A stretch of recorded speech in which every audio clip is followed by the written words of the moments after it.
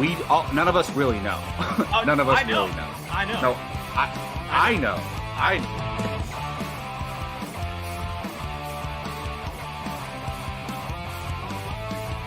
Perfect timing, Keith. Keith, what's up? Your favorite movie of all time. F9. Oh, good.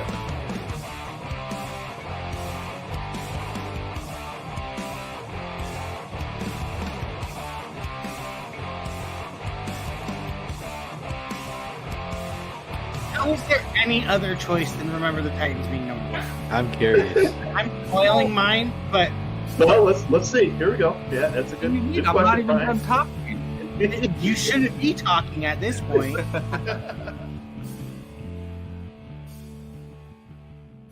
What is up, everybody? Welcome to Apocaflix. Now, I had a little bit of trouble finding that unmute button.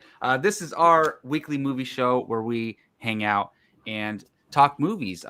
Specifically, we get into movie reviews, play movie games, all that fun stuff. I'm your host tonight, Jacob Bartley, and I am joined by Brian Avalosino for the moment. But don't worry, we have some other gentlemen joining us later on in the show. It's not just going to be Brian and I nonstop talking No Way Home, even though, trust me, we can give you a good 2-3 hours of that. Let's if you be really honest. wanted it. Does anyone think that Jake would miss this? Because No way. Yeah. No way. No way. So. He's super pumped. And don't worry, we're going to get into super detail on Spider-Man No Way Home. This is our spoiler review basically for that movie. But of course, we do have our normal show. We are going to cover the movie watching challenge. But first, we're just going to hang out and chat. Brian, how you doing, man? I'm doing good. I'm on break. Well, you are too, because we work at the same site technically. Yes. So this is the first time I'm working at a school during this time of year. So it's weird. I feel like I'm back in school again because I'm off for 2 weeks. Yeah, it's funny because being a teacher, you feel like you've never known anything other than August to June. Exactly. Spring break or summer break. So that rotation has. That's the one thing stopped. I wondered about. It's like you're never going to escape that cycle because you go from regular school to college. And then if you start teaching right away, you're just always in that cycle forever. I've yet to ever not. Well, ever since kindergarten, I've never not had that rotation. It's weird to think about. Especially for you, because you went straight to college, straight to working. Yeah, it's pretty crazy. And hey, I'm not going to lie, it's pretty nice, right? Oh, yeah, absolutely. I mean, the hell that the kids put you through is, the 3 months are well-deserved in the summer. And let me cut them. It's about 2 months now, but other than that, just chilling. A week. Yeah, pretty much. I went and saw House of Gucci today. Ooh, I need to watch that. Because I was trying to find screenings of stuff that didn't have many people in it, and there was 4 people in that one. So I was like, perfect. That's what I need to see. Not what I was expecting. You were excited for that one. I was very excited for that one. No. Being Italian, I love me a good stereotyped Italian movie. I'm one of the rarities that find stereotyping as far as Italians in movies funny. I don't mind it. I think it's hilarious because mostly it's true. It's true. So, I'll say this. It's a long movie. You know how long that movie is? I'm guessing 2:30. I don't know. I'm just 2:32. Yeah, for that, it doesn't need to be that long. 2 hours and 32 minutes for that movie. I was sitting there going, how much longer does this movie have? I would checked it 1 hour, checked it 2 hours, 2.5. I'm like, holy schmoly, this movie is going. I think Spider-Man was what, 234? So it was the length of superhero movie. Exactly. But except in this, you get every so often you get an action scene. Yeah, it's funny though, because you would think the movie was, and I'm not going to spoil it for people, don't worry. You would think the movie would be focused more on one thing if you know the story. and it wasn't, shockingly. Interesting. Well, Let's see. Notorious. If you're thinking like that, that tells me you didn't like it.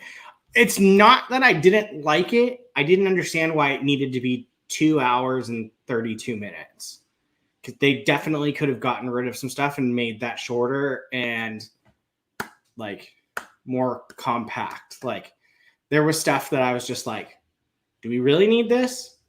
And there was a naughty scene that was ridiculous. Possibly the most ridiculous naughty scene I've seen in a while. But to the point where you're just like looking around like, like when you're if like you are awkward watching with strangers parents, in the yeah, you're just like, should I be Yeah. watching this? But then you eventually just start laughing. Yeah. But yeah, it wasn't horrible by all means. Just it didn't need to be 2.5 hours. Yeah, So- I need to see it still. I want to. There's a few movies that I need to see. Like Spider-Man's been on the mind so much. It's like you almost forget about all these other movies coming out. Like I need to see Nightmare Alley. I want to watch the one on Netflix with Andrew Garfield, Tick Tick Boom. I think that's what it's called. I want to watch that. There's a bunch of awesome stuff there's so stuff much. that looks Kingsman awesome. comes out today.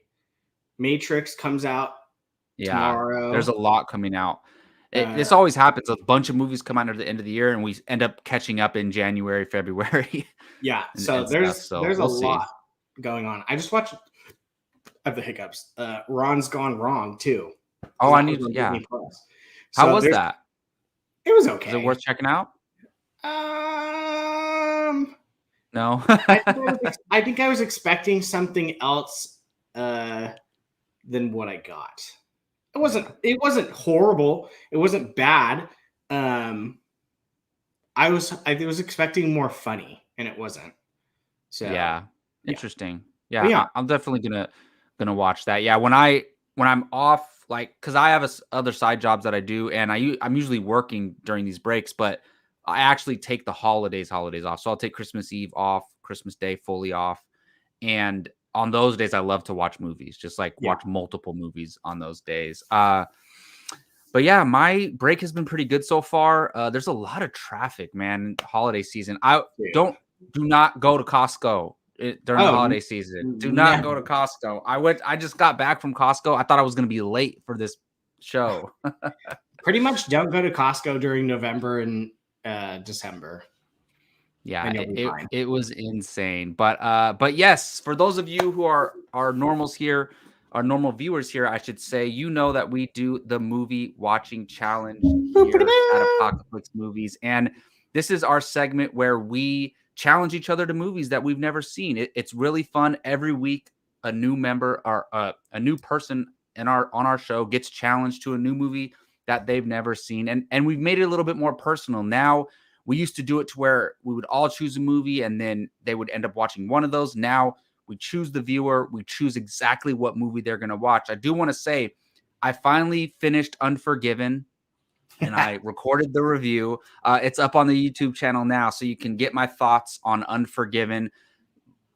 Quick thoughts. It's amazing. Clint Eastwood is amazing, and it's definitely a must watch. The cast is incredible. Go check out my full review up on the YouTube channel now. But I challenged Brian to one of my favorite movies of the past decade, and that is The Edge of 17. So, Brian, I'm almost kind of scared. I'm going to be disappointed, but what did you think, man? So it's funny because if you weren't here last week, I had told Jacob right when he said it to me that I had at one point attempted to watch this movie and got 10 minutes in and felt like so depressed because of the way it started. Yeah. That I turned it off and I was just like, nope, done. So now I had to push through it and watch it. Actually really liked it. Nice. I really liked it. Nice. Because she is just the best. She is honestly the best. Haley Steinfeld, right? Yeah. Yes. Yeah. She is just so good at everything she does. I am not going to lie. I was shocked at the amount that they used Woody Harrelson. He's in it a I lot. expected him. No, I'm the opposite. Oh, you thought he was in it more? I thought okay, he was going to be like. I literally thought he was going to be basically in almost most the movie with her. Like, so I went into it thinking like, I assumed most of this movie was she's having life problems. Every day at lunch, she goes into his classroom and they talk. Oh, That's okay. what I assumed this movie was about. I didn't know anything other than that, other than she's 17 in school and is going through stuff. That's about as much as I knew about this movie. So I literally thought that it was just going to be like teenage angst, and then Woody Harrelson was the grumpy teacher that she confides in. Like, that's literally what I thought it was. And it's not. And I'm glad it's not, because I actually liked the way they did this. Because my fear was that Woody Harrelson would overpower this movie, and he didn't. Because he was pretty much only there for like 2 little scenes and the end. And that's pretty much it. So it was pretty much driven by her. And I liked it because I love her. She's freaking hilarious. I wasn't some of the stuff she says like, whoa, did she just say that? Like, what? Yeah, like a lot I'm of like, times. oh my goodness. And I loved the supporting cast around her too. I know the guy is considered problematic now, but he did the role as the older jock brother pretty much spot on. And then Haley Lou Richardson, I believe she's the is that the best friend? Yeah, the best friend's adorable. I loved her. She's like that friend that you always want to give a hug to, because she's just so sweet. But yeah, no, I really enjoyed it. I shouldn't say I wasn't happy when you challenged me to it, but I was just like, well, I had no idea about your story that you started it. And I mean, like you start it and you find out something tragic happened in her family. That's the beginning 100%. of the movie. And so I understood where you were coming from, but there's so much more to it than that. Yeah. Sorry, I've been told there's an echo, so I'm putting my headphones in. Oh yeah, I heard it a little bit too. So yeah, no, I really enjoyed it.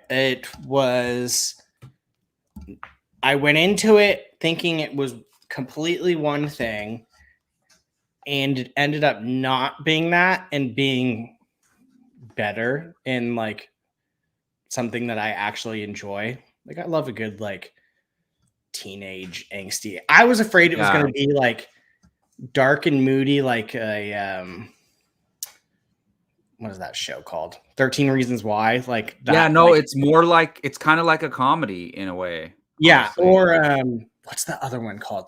Perks of Being a Wallflower. That's what I was expecting. That if I had to pick a movie that I was thinking it was going to be like, it would have been that one. Hold on, I'm putting my headphones in. Yeah, like that's a teen drama, but with funny moments in it. This is more of a dramedy, I would say. Yeah, like Edge of 17. And I know what you mean. The trailers make it look like she's just talking to Woody Harrelson the whole time, but in the trailers they had to market Woody Harrelson, right? She wasn't that big of a star back then. And this is like, I seen her in Pitch Perfect, the Pitch Perfect 2 and 3, I believe, before this, or at least Pitch Perfect 2. But I hadn't seen her in anything else. This made me a huge fan of her. Then Transformers comes out, and I'm like, oh my goodness, she's incredible. And I've seen her in little things here and there. And then finally Hawkeye, she's killing it in that. So yeah, she was great. I enjoyed her quite a lot in this. Yeah, it was a lot better than I thought it was, in the sense of I thought it was going to be this dark comedy where it's like, because I just remember the trailer being like her being like, I'm going to kill myself. and him being like, okay. And so I thought like that's like what the theme was going to be like the whole entire movie. So I was just like, yeah, and it's not. She just says that like one time. Yeah, she literally just says it this one time because like, and she, even though she shouldn't, she's kind of being sarcastic in a way. Yeah, and so I went into it thinking it was a dark and gloomy comedy too. It's just your simple coming of age one, and yeah, I enjoyed it. It was good. Well, that's good. Look, I don't expect. I really love this movie, so when I see that you hadn't seen it, I was like, I got to choose that one. And for you, I don't want to choose something that I think is going to bore you. You know, I either going to choose something that I think you would like, or something that I think's so good that you're going to like it either way. So, not a submarine movie. Yeah, or like I probably wouldn't challenge you to Unforgiven. Like I'm sure you'd be like, yeah, that's a good movie, but I don't think it's your cup of tea necessarily. So I'm glad you enjoyed it. At least like, because you probably never would have watched it if no one ever challenged you to it. No, I definitely would have, because I was legitimately like, damn it, when you challenged me. Yeah. So I'm glad you did. All right, Brian, who are you challenging this week? I am challenging one, Jake Berlin. Can you believe Spider-Man died? I know. Oh, wait, we're not there yet? Oh, sorry. So technically he did at one point. Yeah. So I am challenging Jake. I didn't want to give you like, I was telling Jacob, I was looking at everyone's choices and I was like, I saw Jacob's list and he has like Sophie's Choice on there. And I was like, yeah, let's not really give a dark and gloomy choice over Christmas weekend. So I went with a movie that I think, I haven't seen it. We're at this point where movies I'm challenging these Brian people challenges, to, I've never seen it. I went with one that I thought that maybe you and Gabs could watch. Cute little rom-com type movie. And that is, I put it in the wrong one. Oh no, hold on. I put it in... Oh my god. That is hilarious. Okay, wait. Stop it. When Harry Met Sally. There we go. So that is the one that I have challenged you to watch. And hopefully you don't have to watch it just out of spite of me challenging it to you. You and Gabs can chill this Christmas weekend. And there's no such thing as chilling in this household, unfortunately. Well, when you have your crazy pups, yeah, I get it. But yeah, nice little rom-com. No, I've always wanted to see when Harry Met Sally. I've always wanted to see Sleepless in Seattle. I've maybe this will turn me into a Meg Ryan run as far as movies go. I did go back and forth between this and You've Got Mail for about 10 minutes. I went back and forth like, which one should I do? But I know the one scene in this one, so I was just like, that one. Is that Michael Keaton? No, that's who is that? That's Billy. That is oh my god, why am I blanking? It's Billy. Billy Crystal. Oh, duh. I couldn't really see the image that well. But yeah, there you go. Jake's gonna be watching When Harry Met Sally. So tune in for his thoughts on that next week. You think Gabs will want to watch that? I'm sure she will, but we don't have time together, so probably it'll just be me. Well, then I should have picked something dark and gloomy. Show me Gio Ramos. There he is. There. What's up, guys? I was like, is someone gonna click it? Okay. Well, I couldn't do it when I was doing that, and we should have done that for Jake Berlin. You should have said, "Show me Jake Berlin." That's true. And there we go. I hope everyone knows what I'm referencing because we are getting into it. Our Spider-Man No Way Home spoiler discussion. We've been waiting a long time for this movie. All of us have as a movie fan community, and it's finally here. Whew, I don't even know where to start, you guys. We're going to get into it. If you haven't seen the movie, you probably shouldn't be here, but hey, we'll take your viewership. That's why I put it in the chat, and spoilers starting now, people. Okay, so we can talk about Spider-Man No Way Home now. Yes, right? And you can tell us all of your theories that were wrong. Gloves are off, everything. Cool. I'm not going first. Who's going first? I'll go first. Oh man, go ahead, Jake. This is the Start best us off. This is the best Spider-Man movie ever made. Yeah. It trumps them all. This isn't just the best MCU Spider-Man movie. This isn't just the best live-action Spider-Man movie. This is the best Spider-Man movie ever made. I put it out there on Twitter like a day or two after we watched it. It takes Peter Parker to familiar places, but it gives us a new perspective on the character of Peter Parker, and that, as many had been saying leading up to this film, that Peter Parker is in fact Spider-Man's greatest asset. His ability as a character, and it's truly remarkable what they are obviously able to do as far as size with this movie, and the heights that they reached, which we'll get into. Literally, but through Peter's / Spider-Man's both successes and failures, it presented him in a way that is new, but also feels the same. It's fresh, but also feels familiar. I'm very, very surprised at how well everything kind of transitioned into each other. I just think that the movie is very, very well done. And, I've tried to make this comparisons to some people that I've talked to, and they don't see it, and that's fine. That's their opinion. But just like Captain America Civil War never forgot that it was a Captain America movie, this never forgot that this was a Spider-Man movie. Or that it was a Tom Holland Spider-Man movie. Well, okay, that's a better way of saying it. It's a Tom Holland Spider-Man movie. Yeah, that's what you meant. Yeah. Through everything, its size, its spectacle, its epicness, the story was always through Tom Holland's Peter Parker's eyes, and I appreciate that a lot when it comes to movies this size. We've talked about it at length, something with like Civil War, like I mentioned. But the amount of characters that are in this and how much fan service is in this, good fan service. Yes. It is very surprising to me that it is still a Tom Holland Spider-Man movie. And I can't wait to dive into everything because it's very, very exciting. I think that's a great point, Jake. And we've seen them do this in the MCU before where, like you said, Civil War is a huge, grand movie, right? In this universe with a ton of different characters, but that was a Captain America movie through and through. And this is a Tom Holland Spider-Man movie through and through. And boy, I've seen it twice. Somebody in the chat asked how many times you've seen it. I've only seen it twice. I haven't had time to see it more than once, but I'm going to see it. You've seen it twice, obviously, right? You've seen it how many times? Twice. Yeah. And you've seen Gio, how many of you seen it?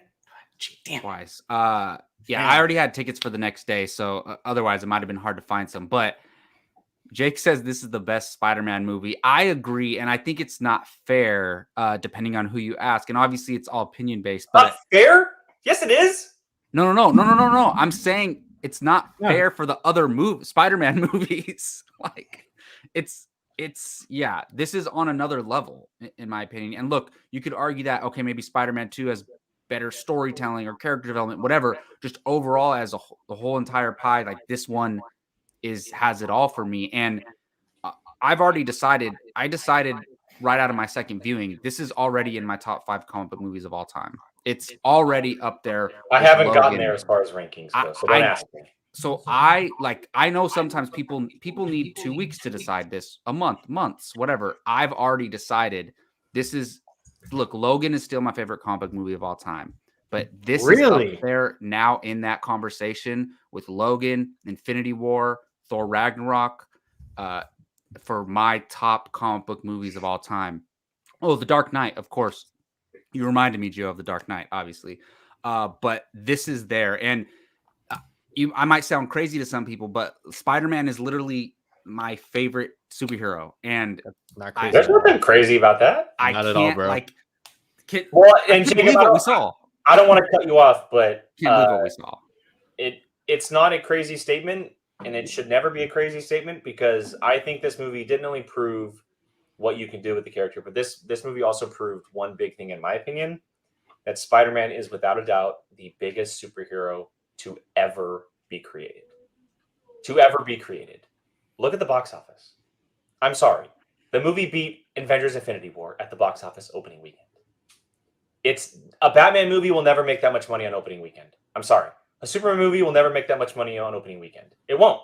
Spider-Man is without a doubt the biggest and most popular superhero. And I'm not comparing it to DC. I'm just saying the three Look, top he's superheroes saying are that Superman, over Captain America no. too. Hey, That's there funny was- because I was going to ask what you think the top 3 superheroes I are. think the top 3 superheroes in every aspect are Spider-Man, Superman, Batman. Those are the 3. And That's I don't probably think a fair. Superman or Batman movie will ever make $260 million in one weekend. It Well, wasn't a certainly holiday not. weekend either.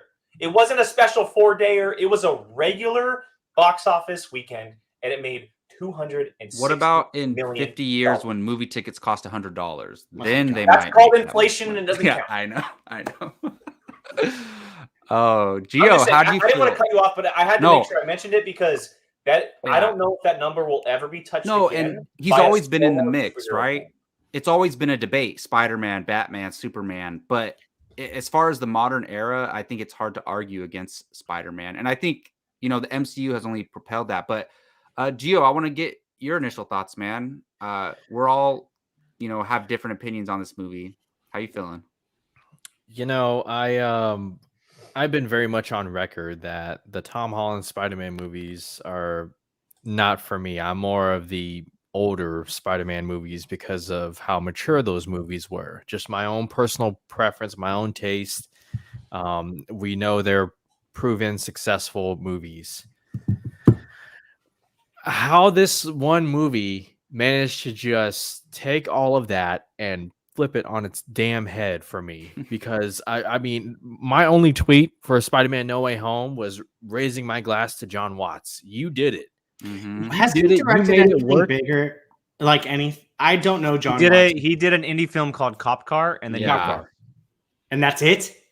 Yeah, that had, I haven't seen it, but that had kids in it. So like they were like, "Oh, you work well with young actors," and Kevin Let's just say Feige this: and Sony chose he him. directed. He has now directed one of the best superhero franchises of all time. Sure. Every yeah. single Can't one argue of with his Tom Yeah. Holland movies is over 90% on Rotten Tomatoes. I know that Rotten Tomatoes is a joke to a lot of people, but I'm sorry if all 3 of your movies over a 90% with the fan number even higher on some of those, bro, take whatever the hell you want. Gio, I know you were about to say it, but your tweet made my mind explode too. Well, I was so impressed by, I mean, if you show me Far From Home and No Way Home without knowing who the director was for the first time, I would say 2 different people directed this movie. John Watts was in his bag in this one. He was focused. He wanted to, he knew this was a big deal because of the past, the present, and the future all in one movie. And he delivered. He delivered. And the biggest smile on my face was seeing the OGs on screen, and they were developed. They were taken into they had a new fresh take on them. They were Didn't feel respected. forced. It was They just weren't like, oh my shoehorned God. into the story. Everything made Thank you. sense. Yes, they were not Every shoehorned. single piece made sense on how the multiverse worked, how the characters arrived, everything. And nothing all felt made like a sense. cameo either, just for the sake of a Oh, cameo. I was scared they were going to be cameos, and boy, was I wrong about that. Well, I was hoping to see a little bit more of Rise Ifen and Thomas Hayden Church. We did see them. So, did you hear about this? Yeah, I heard about this too. That wasn't them. No, Thank you. it Yes. was no. Okay, hold on. Hold on. It was them. It was Reused reused shots? footage from the previous movies. I knew it. I Yes. knew it because Their final human form, right? I'm Yes. watching. Yeah. Yeah. But the I'm voices, watching and I'm I don't like- believe the voices were them in No, character. so they came back. So they came out. Thomas Hayden Church came out the other day. He said, "Me and can't say the other guy's name. Rise We both couldn't be there to film it. So they put people to do that, And then but they they voiced. came back to do the voices. Okay, So good. everything Good, that good. you hear voice-wise is them. Everything physical is not them. However, the physical, like the actual their faces was what Jake said, which was the reused footage. Well, and you I was can gonna say they de-aged them really well. When Reese Ifans, when he comes back into his human form after he gets not as a lizard anymore, that shot is actually him becoming the lizard in the Amazing Spider-Man. They re-edited it backwards. Yes, which is the smart. smartest thing you could That is freaking very do. smart. I noticed it right away. I'm like, that shot looks very familiar because Both I watched shots did, yeah. the first Amazing Spider-Man movie. I rewatched that so many times, and I'm like, wow. And the shot with Sandman is one of the very first scenes in the tunnel when he's fighting Spider-Man and he becomes mud. That's when he. So the scene was him going from human into sinking into sand. This time it's sand into human. They rewound it. They flipped it. Sure. Which is chef's kiss. Chef's kiss. Yeah, Brian, I want. Oh, were you done? No, just real quick. Yeah. The trio of Zendaya as MJ, Jacob, what's his name? Jacob Batalon. Yeah, as Ned and Tom Holland. Never before in the other previous two movies did I feel their connection, their friendship, their bond than in this movie. So I agree with that actually. Like I really like them in Homecoming, but Far From Home is iffy for me, to be honest. But I thought they were great together in this movie. Like they were so solid, all three of them together. Yeah. Well, they're better than the Raimi trio.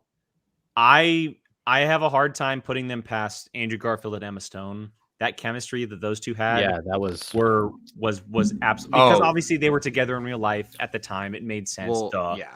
But as far as a trio of friends go in a movie, you're right. The three of them, they bounce off each other, and the key is that they gave them time to do so. They didn't have time in the first two movies to do that because Zendaya in the first movie was kind of like a side character to the duo that was Peter and Ned. And then in the sequel, the group was stuck together in Europe. And now this time it's literally just the three of them. And it allowed the movie and the script and the story allows them to kind of bounce off of each other and create this relationship that we have kind of seen moments of, but now really get to experience. And then it's all ripped away from us. Yeah, that's a good point. But I think you're right. There was always other kids around or something else going on that was interfering with us seeing them three as friends really develop. So it was great. And I'm glad we spent time away from school, not on a field trip or whatever the case is in this movie. Brian, we all kind of got something that we wanted to talk about. Anything you want to start off, and then we'll just blow this whole thing open. Well, first, do we want to do Mr. Johnny Quest's super chat? Go ahead, Brian. I'll bring it up. You read it. Oh, you're gonna make me read? Yep. Johnny Quest felt like it was the best as a movie behind Spider-Man 2, but this was epic, similar to how Endgame was a great spectacle, but a good movie. Just good stuff. Great stuff, guys. This to me, though, also makes top 5 MCU movies. Cool. Thank you, Johnny. Hey, appreciate that, man. We love you. Awesome. Yeah, this movie was a spectacle in the best way. I haven't had this much fun in the theater since Endgame,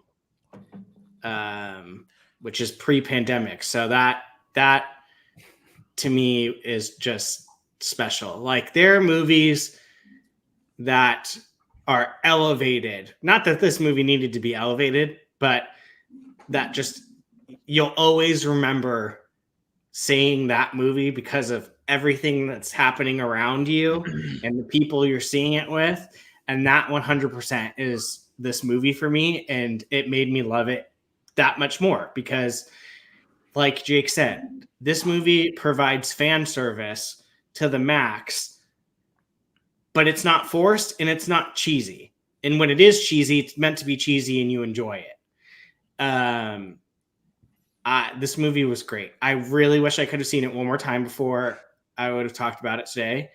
Just because I feel like my mind is still so like blown from it that it's like we really went and saw that. Like, real quick, I do want to ask while we're talking about it, and this is for Gio and Jacob because they've seen it twice. Was your guys' second viewing, was the showing not as hyped up as the opening night viewing? Yes. Okay. I had a showing that was hyped up. There were a lot of people in there that knew what was going Oh, on, yeah. but the person next to me didn't know who Matt Murdock was. So, like, Yeah. it wasn't as big of an experience, and I still watched it on Friday. Like, I watched it on Friday Mhm. afternoon. So The I was lawyer, just yeah, curious yeah. how your guys' theater was the second time compared to the first time. That's all. Oh, it was nowhere near as close, but I'm thinking like we went to IMAX opening night. Everybody there has to be a diehard The fan. People were IMAX literally theaters- standing up like a sports game, It Yeah. was Yeah. awesome. cheering in this movie. And to go off of what Brian said about the experience compared to Endgame, I have a hot take. I think this was a better experience. I think that this because there were more big moments in this movie. Look, Endgame was the payoff. It was 11 years of storytelling. There was the fight at the end. There was Cap with Mjolnir. There was a lot of stuff in that movie. But there was a cheer during Matt Murdock. There was a cheer when Andrew Garfield showed up. There was a cheer when Sam Raimi or Tobey Maguire showed up. There was a cheer when they did The Point. There was a cheer when Andrew Garfield saved MJ. There was a cheer during them talking about their villains. There was a cheer in every other moment of this movie. It was an Yeah. experience I have never had before. I Yeah, agree. Never had. This movie is the easiest way to sum up this movie, I feel like, is they literally said, okay, fans, tell us every single thing you want to see in the Spider-Man movie, and we're going to put it in there. And that's exactly what this movie is. They literally, yeah. Absolutely. It is. Yeah. That's one part, though. I'm saying this movie had like 7 that we could talk about. Yeah. But I think the thing to me is I don't think I've ever seen a movie so much where it literally did every single thing that the fans wanted. Literally. And they Like, I was executed like it hyperventilating. Like, flawlessly. Yeah. Oh, I And know. It's cool because other than Doctor Strange, it's all stuff from other Spider-Man movies. You know, Yeah. other than Happy and Doctor Strange, right? And it's not like they didn't have to bring in Iron Man to do this. They had stuff from all the 3 Spider-Man movies and made this movie with it all. So Yeah. It was it just, was and incredible. getting to sit between these two nerds was, yeah, Brian got his wish. He wanted to sit between us, and he did. bro, It I was- was freaking Yeah, out. Oh, my leg still hurts from I was Jake slapping my freaking knee. out. I The know. second Mac Murdock showed up, my heart rate didn't go below like 150. I'm It's so telling you funny guys. because a couple years ago, Jake was like, I don't like sitting next to you because you talk. And this guy, the whole entire movie was I like, wasn't the only one in the theater, though. oh, no, absolutely not. But it was just so funny. And then Jacob doing his classic, oh my God. Oh my the whole goodness. time. I Oh couldn't my believe what was goodness. going on, man. Yeah. Even though stuff we expected to see, And I then you didn't- could see Gio doing this all the time. Like, holy crap. even this, like we heavily believed that Toby and Andrew were showing up, right? Yeah. Still, those moments Yeah. it didn't take Because we anything never away knew from how. those moments. We didn't know how, and the fact that it worked out, like they're literally Oh my saying, "Show us Peter," and it is showing them Peter, but it's My not their dumbass Peter. did not realize that it was Andrew Garfield till he took off his mask. Are you serious, I swear to God. Really? I didn't realize it until his mask. Brian? It was bad because I was That's just good. I'm jealous. yeah, I was just like the second he started to lift up, I was like, that symbol's different. It's And so then, funny because, and you know, I don't promote this. Like, I don't want people recording stuff in the theaters. I don't like that people do that. But obviously, social media is full of all those reactions of people in the theater. It's funny that scene, right? When the portal opens and you see Spider-Man, in my head, I was like, "Holy shit, that's Andrew Garfield!" I knew right away the way he Well, the looked, eyes, everything. Everything about it, out. I just Yeah. knew. But when you watch the reactions online, if you go and watch them, just search on YouTube, you can find it. So you see Spider-Man run through the portal, and people are like, "Oh my god, oh my god!" The second he takes the mask off, it's like someone just won the Super Bowl. People Yeah. lose their crap when 'Cause you see people his face, didn't know. realizing that it's officially Andrew Garfield returning as Spider-Man. Like, and then Oh. Toby 5 seconds later. Well, I 'cause can't believe once they he did came, it so like you boom, knew boom. Toby was coming next. Like just the way it was set up with the Ned and the sling ring. We knew he was. I also coming have a next. hot take. This is the best Tobey Maguire has ever been as Peter Parker or Spider-Man. Wow. This is the best he's ever Been. Period. I will say this is the I best. need some time and with the that, most- but The possibly. most I've ever felt like he was the Peter Parker from the comics. I will say that. He surpassed all 3 Spider-Man in this movie. I thought he was better in this movie than he was his previous 3. I know we're going crazy. I adored Andrew Garfield in this one. Me Don't get me too. started on this. This made me realize how much I liked Andrew Garfield's Oh Spider-Man. Like, man, I I've love been on all this three of train them. for so long. I love all three of them, and it's Tom Gio, Holland's still my didn't you favorite. say on but Twitter too that you enjoyed Andrew? No, the only thing I tweeted was John Watts, but y'all are late to the party on Andrew Garfield. Yeah, I think I'm with Gio. I thought he was, first of all, better than Toby when he was doing his movies. And it actually took me up until about Endgame or Infinity War to think that Holland was better than Garfield as Spider-Man. I'm saying that Holland is better now because we still haven't gotten enough of Andrew Garfield as Spider-Man. And boy, you bet your ass there's more of him coming as Spider-Man. It's I hope happening, so. baby. I think it might. It's I really happening. do. Yeah, It's- so it's I mean, I like how we jumped straight to the three Okay, Spider-Man. so I wanted to. No, I no, actually I'm wanted to down bring though, something up but to talk about. I wanted to bring up something. I talk want to about. say something really, just one little quick thing to Gio. You didn't even go into it. Your tweet being about John Watts, the fact that this hyped me up so much more for Fantastic Four, and I forgot he was even doing it completely. Oh yeah, I thought that was a very weird choice, but I'm like, okay, if he knocks it out of the park with No Way Home, with OGs and current people, I'm just like, then he has all my faith, all my confidence, and whatnot. This guy directed the hell Yeah. out of this oh, movie. now I'm stoked for Fantastic Four. I'll tell you guys what, when they announced John Watts for Fantastic Four, I was actually disappointed because I me too. didn't love Far From Home, and then after this, I totally changed my mind. Take my money. I don't want anybody else directing Fantastic Four. Yeah. After this, to be honest. Yeah. John Krasinski would be a great choice. He wouldn't be a bad choice. Well, we'll theorize about Fantastic Four later. Date. I wanted to bring this up something so we can get this train moving on this movie. Yeah, Brian's Let's been talk here for a about- half hour more. Let's talk about how and the how, the why, and the what and whatever of how the villains entered the universe. And if it made sense to us, if it worked with the story, if you liked it, the whole spell thing with Peter and Strange that we saw in the trailer so many times. But then the explanation of not only did the spell break, but all of the people who know Peter Parker is Spider-Man are entering the universe. And it started with the people that we saw the most in Ock, Goblin, Electro, Sandman, Lizard, and then obviously the two Spider-Mans because they literally are Peter Parker. and the tree. Well, no, the tree was already there, but you know. Kidding. Have you seen the fan-made Sinister Yes. Six poster with the tree? But let's talk about it because it's a big story element, right? If this didn't work or if it didn't make sense, the movie probably wouldn't have been as good. And this can kind of lead us into maybe the performances of these villains, kind of how they fit into it. If you like the way they ended up, Yeah, Gio, I that's a want to good start with you, point. man. And I'm interested if you knew how this all worked ahead of time because your whole insider stuff that you claim to be. The best part, Gio coming out, standing next to me, goes, I was half right about the whole entire movie. And I was just like, laughed so hard. Did you like the way that the spell worked, that it broke, and that everyone who knew that Peter was Spider-Man was coming into the universe, and that the villains chosen were the right villains? How did you think about all that? So before the movie, I knew that a spell had gone wrong. But when you actually... All right, so how do I feel about it?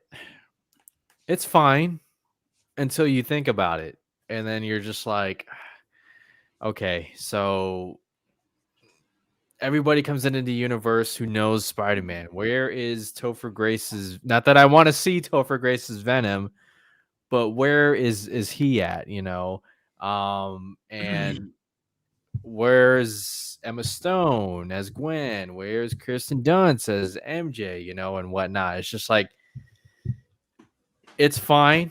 You just kind of go with it, you know. That's what. Well, do you comic guys? book I movies have an are. explanation for that. Do you have one, Gio? I'm sorry. Doctor Strange. Well, Doctor Strange says before I close the spell, a few squeaked through. Like only a few got through. So not everybody. So he says that before he closed the spell, a few guys snuck through and A came few through of the them multiverse. came through. Yeah. Well, and we Okay. saw at the end when the world was essentially cracking that all of those white forms were all the people who knew Peter was Spider-Man. They were all coming through because everything had been open. Right. And they showed a couple Well, because I've heard people they definitely complaining, like, showed a why few. didn't Eddie Brock, Topher Grace come through? It's because not everybody came through. Only Yeah, those I mean, characters we saw if we came did through. that, Okay, then so we would not see every returning. everybody. Yeah, it Jacob, was calm just the these fuck specific, down. and that's Damn. what I wanted to I'm know just about. saying. Damn. I wanted to, that's why I asked. Like, This is a great movie. Relax. no. I wanted to. No, I not wanted to, you, That's why I but- asked. Did you guys like that it was these specific characters? Or would you rather have seen, someone else instead of Lizard, or someone else instead of Sandman or something? That's why I wanted to know. Who Like, else would they have grabbed though? well, Venom was one person. I was expecting 6. That I think is the biggest shocker to me out of the whole entire movie is that they didn't go for the Sinister Six. and They didn't go for the that's 6. I love it. I love it. It's a big shock to me, but I don't hate it. I actually don't hate it. I love it because it never would have been Tom Holland's Sinister Six. That's fair. It would have been the Sinister Six from the previous Spider-Man. Now they can do Sinister Six with his villains, the villains that have been in his universe. That's why I like it so much. Although they did say that Norman Osborn doesn't exist in the MCU, right? They confirmed that. Not right now, yeah. Yeah. He says that Oscorp doesn't exist. Oscorp. Yeah, okay. Oscorp doesn't exist. That scares me. Not gonna lie. I will be very upset if Oscorp doesn't end up existing in this Well, universe. it doesn't, but I think the Osborns can still exist. They had a different life on this earth, I think. I hope so, because in comics, Norman Osborn has a hand in a lot of stuff, like the Dark Avengers. Like he is the main antagonist of that whole entire thing. But that's here nor there. But yeah. Any flaws I might bring up, the sake of having conversation is that you guys clarify for me, because there is a lot that's happening in this movie. You're fine. Just want to make that clear. Only reason I brought that up is because sometimes I'll forget stuff, and then I'll never bring it up. But also, I have problems too. Trust me, and I don't have answers to. So maybe you guys do. But go ahead, Gio. What were you saying? Well, no, that was pretty much it. It was just the spell itself and the rules of the spell, I guess you could say. But it's just for myself, I was thinking, okay, Loki, WandaVision, and everything else that's going on, multiverse, right? Everything is, but we haven't exactly seen the multiverse yet. I mean, we have, but we haven't felt the impact of it. This was due to a spell. And so, like we've previously discussed, you got WandaVision, you got No Way Home, and Multiverse of Madness. It's like the multiverse is coming, and it's still on the way. While we've seen glimpses of it, we haven't exactly gotten the multiverse yet. So yeah, and That's by fair. the post credit scene, it seems like Multiverse of Madness is literally just taking place everything inside the multiverse, which we'll get to. I think that I will say this though. I think from the previous stuff, it weakened said timeline so that this could happen. I think had the timeline not already started to break a little bit, this would be a little bit more I see what of you're a saying. difficult story, because he had no problem breaking the timeline. Like he did it twice. Once in the beginning and once at the end. And we know how many people were trying to come through at the end. So that's back to the villains. I wanted to kind of stay on them a little bit because they're a big part of this story. Jacob, Brian, thoughts on how that all kind of worked out? Villains were my favorite part of the whole entire movie. I mean, other than the Spider-Man, but I mean, they were. Did I ever think I would see Willem Dafoe playing Green Goblin again? Absolutely not. Does everyone agree that he was better in this movie than he was in Spider-Man? He was phenomenal. Okay. Jacob? Effing Say it, Jacob. Say it, I don't Jacob. know. Say it, I Jacob. gotta. You've seen it twice. That's enough to say yes or no. That's just so hard to say. I don't want to shit on the original, No, but it's not crapping on it. no, and that's the thing here. All right, yes, because he's literally my favorite villain in this movie, and when when he turns into Goblin in Happy's apartment Mm-hmm. is top 3 scene for me in the movie. Yeah, When he it's starts great. talking to Peter, It's great. it's intense, and Yeah. I love, and it's close between him and Doc Ock, but Goblin is my favorite in this movie as The far as way- villains go. Yeah, the way William Dafoe is able to flip it. I mean, I Yeah. haven't seen that since James McAvoy in Split, where he's able to That's like. a good call. That's a really Yeah. good call. Wow. Well, He- it's the moment where Peter is literally UFC punching the crap out of him, and he's laughing at him. Yeah. Like- It's funny, his like facial structure changed. Like somebody says, the Absolutely. dude contorts his face, like his facial structure changes. Everything, like his It's chin goes insane. like, and it his looks like a mask. voice. He literally turns into his goblin mask. Like or I feel like excuse his me, chin gets it's pointier. not- like his elf mask. Excuse me, his elf. Mask. yeah, Yeah, Green Elf. No, look, I think out of the villains, Goblin is obviously the one that stands out the most because of what Defoe did. He's kind of the one that turned everything. And just a little side note, the whole spider sense in this film was fantastic. Mhm. Peter The way- Tingle. The way it all worked. I love that line. He goes, "Trust your tingle." It's so good. Mhm. But Go ahead. to me, the villain that I liked most, the second, was Electro. Electro. I loved what they did with him, and this is a thing they did for everything in this movie. Something that we haven't mentioned yet. They literally took everything from every previous Spider-Man movie and said, "Okay, everything is great. What do we need to fix?" And they fixed everything. Every continuity error, every story plot point issue, everything that had happened in those previous movies, they took it and they said, "Okay, we need to do this in this movie," and we did it successfully. To me, anyway. To me, like what they did with Doc Ock and fixing him with the shattered piece on the back of his neck. The thing with Sandman going back to his daughter. Like, just to me, it all worked. They took what didn't work and they said, "Okay, it didn't work, but we're gonna make it work in this movie," and it totally worked for me. I don't know how everybody feels. But- So Yeah. for me, Electro has been my favorite villain. Probably. Oh, he's like your favorite Marvel villain of all ever, time. right? Oh yeah. And Yes. you're not talking about from Amazing Spider-Man 2, No, like the I've character been- from the I've- comics and cartoons. I and have stuff. loved. I honestly, Spider-Man was probably the first superhero I was ever introduced to as a child. I love that guy too. Well, that's And- that John commented. That's why. Yeah. So Spider-Man was probably the first character I had ever been introduced to. So, and I want to say Electro was probably the first villain I was ever introduced to. And I cannot tell you the level of devastation I had when that Amazing Spider-Man 2 came out and how they just butchered Electro. Because I was like, no one's going to ever remake Electro because he's such a joke in this movie. Almost exactly dead near exact how they did Green Lantern, the movie. Like, those were my two favorite characters of all time, and both got pooped on. Yeah. And so when they announced Jamie Foxx coming back, I was like, no, like, they're gonna do this crap again. Oh my god, this is the Electro I always wanted. They fixed the character. They did that with everybody. They did with Mhm. everybody. but Electro to the max. Oh Like, yeah, for sure. I mean, you're Doc Ock. Well, he's the one who needed fixing the most. The other Yes. characters were already really It's- good as and they were. Brian, I know you've only seen it once, but did you see that when he first came through, he was blue? Yes. Yeah.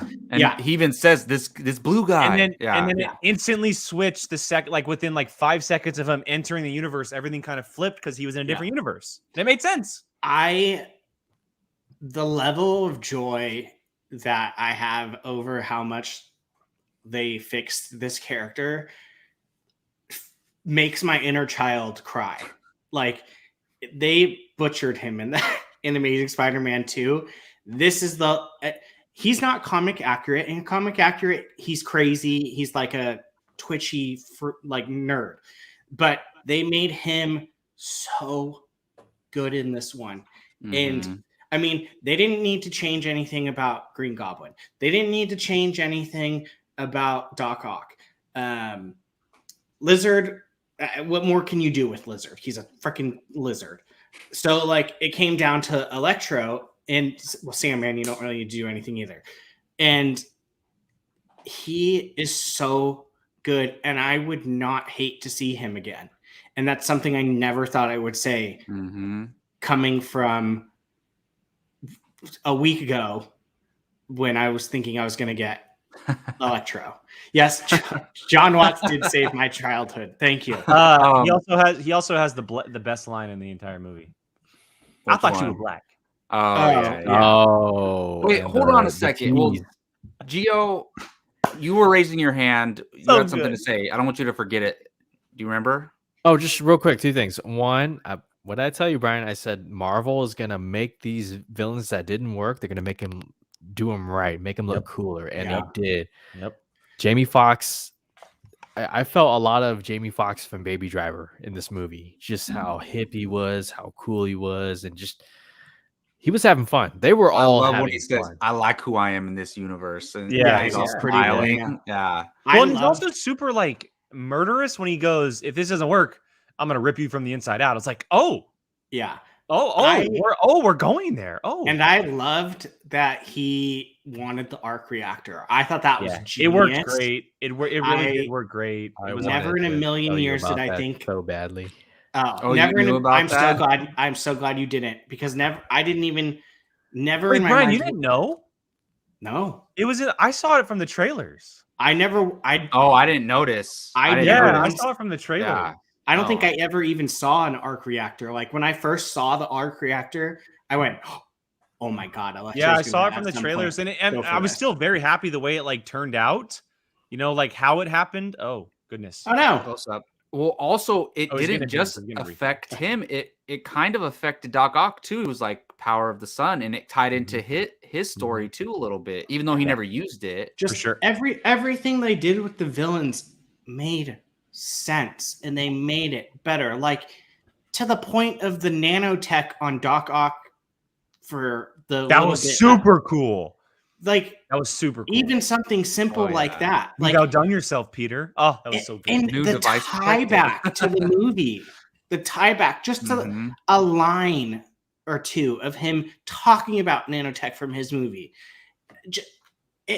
They literally just Mhm. took things and weaved them in, and just it gives me chills thinking about how they did it. So flawed, like it just seemed so easy. Like I think that also I want to incredible. bring up while we're on the topic. I want to bring up Sandman because one of the biggest questions we had going into the movie is, well, wait a second, they left on good terms, yeah. Mhm. and as we see in the beginning of this movie, that they were on good terms until Spidey does his little zap zap, and Sandman thinks he's about to be killed. The scene where they're fighting together and he protects Spider-Man because of their history was really cool. I love the way that worked. And then the flip, again, it made sense. It just made sense. And he didn't Well, take all it he well, wants and- to do is get home to his daughter. Yes. And even at the end, when he's trying to get the box so he can press the button, yes. he wants to send them home. The other villains want to destroy it so they can stay here and take over the world. He has different motives, even though they're all still trying to fight Spider-Man in the end. Yeah. Yeah. And I think I'm glad we're talking about the villains so much, because I felt like they were going to get overlooked with the Spider-Man, you know? So I'm glad that we're focusing on the Well, villains. they were a weren't, huge they part. didn't take, like, they weren't the biggest part of the movie. They Mhm. really weren't in it as much as I was expecting them to be, but they were in it in the right moments. Yeah. Right? Nothing they were was in it in the forced. perfect amount of time. Their scenes all meant stuff. The apartment scene might be the best part of the Oh, entire film. Everything yeah. with all those characters together, the way that it all works, I think it might just be brilliant. But they weren't overshadowing what was happening, right? And again, that goes back to what we were talking about earlier, that this is still a Tom Holland Peter Parker movie. And if you threw Goblin in it as just as much screen time as him, then it would have felt different, or Doc Ock or Electro, whoever. Mhm. Everyone just had the right amount of screen time to push the story forward and be important to the story, but still allowing it to be a Tom Holland, Peter Parker, Spider-Man movie. No doubt. Yeah, and you know what's cool about it is we got to see this Spider-Man fight Doc Ock. We got to see this Spider-Man fight Green Goblin. By the way, that fight scene on the freeway was awesome. Amazing. So cool. And it's like Awesome. maybe we'll never see his versions of those characters, but at least we got it in this movie. And, Actually, I think that there actually might be their versions because now the world has seen those versions and someone's going to be like, ooh, I want to be like that guy. We might get a Doc Ock. We might get an Electro. We might get Tom Holland's version of those characters somewhere down the line. so you mean like the Norman Osborn on their Earth was like, hey, that's what this one's doing. Like, let me. Well, no, maybe I can mean, get maybe, there. maybe not Norman Osborn, but maybe someone who Like isn't the sees the greatest Doc of Ock human. technology or something. Yeah, and someone's like, oh, that's really cool. I want to recreate that. Kind of like almost in a way what Whiplash does in Iron Man 2, yeah, right? Where he No, I takes could see inspiration. I could definitely see that with the Doc Ock one for sure. Technology for sure. Okay, so I know that we're gonna be skipping ahead a lot, but Brian only has about less than 9 10 minutes minutes. left. We need to talk about the Spider-Man. We'll just have to stop, and We you got guys to have talk come about back the next week. Spider-Man while Brian is here because our childhood dreams came forward. Can't believe it. I still can't believe it. 14 years later, Tobey Maguire returns as Peter Parker. Andrew Garfield, 7 years later, returns as Peter Parker. There's Spider-Man. That scene where they first pop up in Ned's home was amazing. Everything with throwing bread at him and how he has to prove himself and the shooting the webs to Peter 1 and Peter 3 realizing Peter 2 shoots webs out of his arms. Okay, I am bummed that when they called him Peter 1, 2, and 3, I was gonna bet $1 million that they were gonna say you're Peter A, Peter B, and Peter C. For Peter B. Parker, Peter C. I would have bet nothing on it. I like Peter 1, Peter 2, and Peter 3, and I love when they couldn't figure it out, and Andrew Garfield goes Peter 3, like when they're in the middle of the fight or whatever. So he was so good. He was one of my favorite parts of the movie. But anyway, just the idea that these three characters are on screen together in the science lab making these cures when they first meet when they first meet on the rooftop and you see the camera pan up to the building and in the shadows you Beautiful shot. two Spider-Men sitting on the building. yeah, Like, and then right after that, because this is obviously after the tragic death of Aunt May, who is officially Tom Holland's version of Uncle Ben. the most genius part. It is so amazing, and we'll get to that. But I wanted to say like how it could have been like such a fun moment, right, where they got together, but it was so serious about those two having to tell him. Like Toby said, I literally hunted down the guy that killed my Uncle Ben. And Andrew Garfield was saying stuff that we actually haven't seen, where after Gwen's death, he kind of went violent and he changed a little bit, which is something we could see if they continue with him in stories. But that emotional kind of baggage that has followed those characters for so long helped Tom Holland move forward, because the movie was ultimately about him accepting responsibility, right? And that's the moment where he has to be like, oh, this is my responsibility. This is my problem to fix. And it's a genius move to have those two come in and help him figure that out because they've been through it in their time as Spider-Man. So I think for me, since I only have 5 minutes, I think for me, the most genius thing was, as much as I hate to see it, the Aunt May stuff. The fact that that was his Uncle Ben moment. It's just genius. Absolutely genius. Because it's so good. Up until now, we just figured like that scene had happened. But it hadn't. Uncle Ben just passed. He just died. Yeah. And for his... I mean, he's lost Tony. He's lost Uncle Ben. He's lost now Aunt May. And Aunt May was the one to drop the line. I didn't think we were ever going to get the line, personally. I never thought. I was like, if Uncle Ben's not here and Tony Stark didn't do it, no one's going to really do it. And for her to do it in the moment that she did, genius. I loved it. I loved that they became... As Andrew Garfield said at one point, I've always wanted brothers. And like, it felt that way. The whole thing was just perfectly done with the balance between those three. Even the end where he is trying to kill Goblin with the, what is it? Glider. He was gonna, the glider. My second time, he was gonna cut his head off. Goblin was sitting there like this, and he was like, He Oh my god. he even like U.S. agent. pushes it more when Toby's. Oh, I know. holding I noticed that the second time too. Toby's holding it, and Tom Holland goes like this. He's like Yeah. trying to push it still. And Oh my so goodness. like, and I 100% bought in when he got stabbed that he was done. Oh, I was I think we Well, all I did. thought my prediction was coming true because I said Yeah. Toby was going to die. That was my And prediction. as soon as it happened, I was like, no, please don't. I literally went out loud. Damn it! Like, because You I was did, like, yeah. I was like, they really are gonna do it. And then he just goes, oh no, I've been stabbed a few times. It's okay. That was But, great. That was great. It was genius. And just everything about, honestly, I think my favorite thing about the Spider-Man is just how they talk to each other.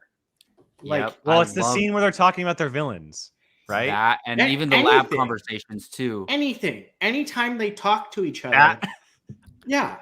And I mean, just they didn't even have to like say words. Like Andrew Garfield would give like a what? Yeah. And just stuff Well, like and that. and even just Andrew Garfield and Tobey Maguire hanging out, just them two, it was cool. Well, you the know? back crack, right? Hey, you need a back crack? Like, Yeah. yeah. help you? Oh, that was Yeah.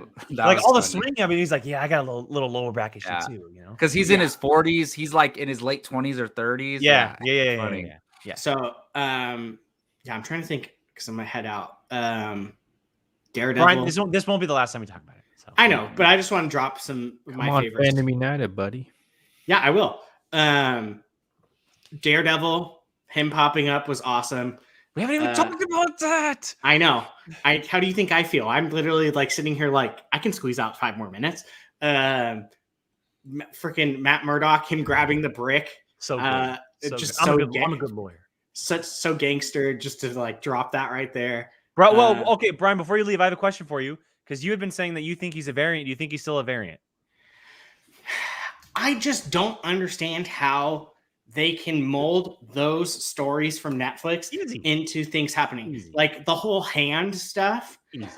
But as of right now, I'm actually now leaning towards more that they're not variants. That boy, because they're not variants. Because of everything that they've done with Hawkeye and now this, I think that they're actually not variants. Yeah. I'm trying to think if there's anything else before I drop.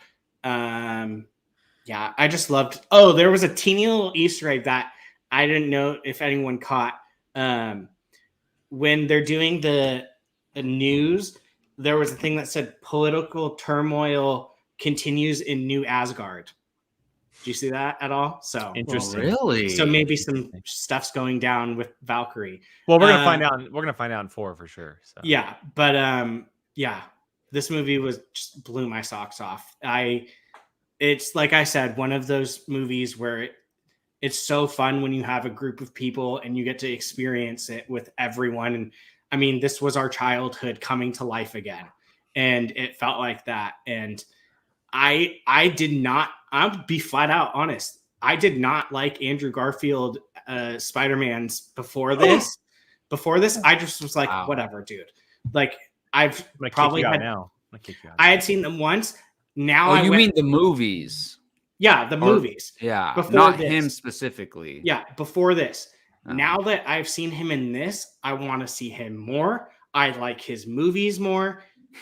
Like he was fantastic. There's no way in hell that they do not use him again. There's no.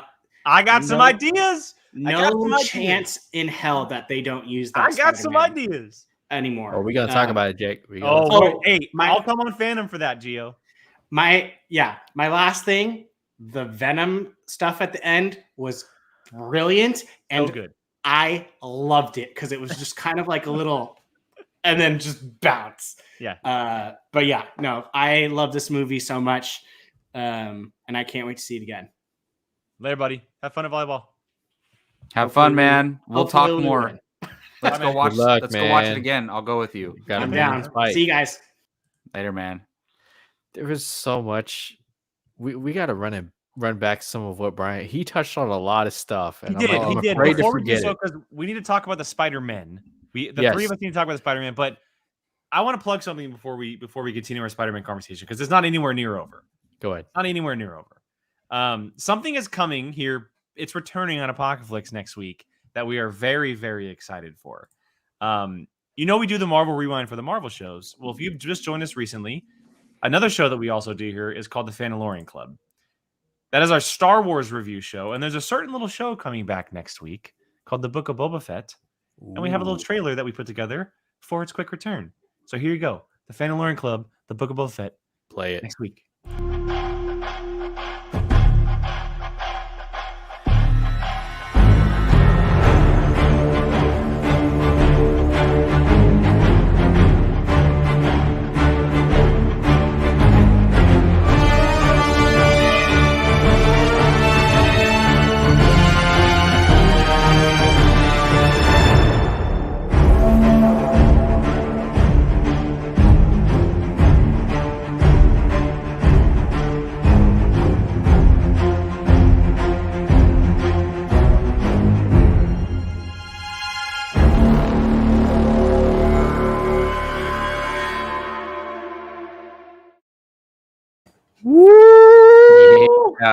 Oh my goodness, we are spoiled. We are so spoiled spoiled as fans. We We get are so we spoiled. got Spider-Man, we got Hawkeye, and then as soon as Hawkeye ends, we get Boba Fett right away. I Like, know. what? I know. We're But so yes, spoiled. so that'll be returning next Wednesday. We'll be doing episode reviews on Wednesdays for the Fanalorian Club. It's perfect timing because Marvel Rewind actually ends this week, and we'll continue it with the Fanalorian Club next week. But yes, let's get into the Spider-Men, gentlemen, because this was big. This was big. The smiles, they show up on our face. Oh yeah. The second we talk about Spider-Men, not man, but men, Toby and Andrew are officially back inside the suit. They are officially webheads again. Yeah. I was telling I forget who I was telling, but somebody that we went with, and I was telling them that look, when I watched Endgame, that all that stuff was amazing, right? It was all building up, everything incorporated from Iron Man 2008. But I've been watching these characters since I was 9 years old. I saw Tobey Maguire Spider-Man, Willem Dafoe Green Goblin when I was 9 years old. And that helped shape like my movie fandom and like why Spider-Man is my favorite character. And now I'm getting this. Like, what? Like, that's why I agree with you, Jake. I think this experience was the movie-going experience was amazing, but just seeing these characters, it doesn't necessarily mean more, but it's just as good, if not better, to see all of this, the culmination of all of this come to Gio, fruition. Like, it's was crazy. it everything that you hoped for, knowing that the three of them were going to be on screen together? Man, let me tell you, just it's hard to describe the kind of emotions. It doesn't that- feel real, right? It's No, surreal. it doesn't. It's so surreal. Now, I'll say this at first.